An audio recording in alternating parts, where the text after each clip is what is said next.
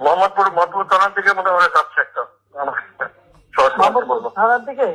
হ্যাঁ হ্যাঁ, তোকে পাঠায় দিই রাত্রে। জি, তাহলে আপনার নির্দেশনা লাগবে।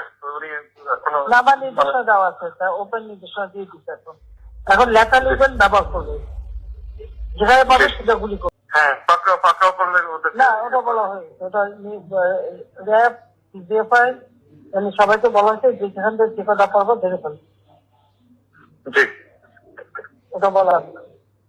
আর যেখানে গ্যাদারিং দেখবে সেখানে ওই উপর থেকে, এখন উপর থেকে পাচ্ছি, অলরেডি শুরু হচ্ছে কয়েকটা জায়গায়, জি জি কমে গেছে।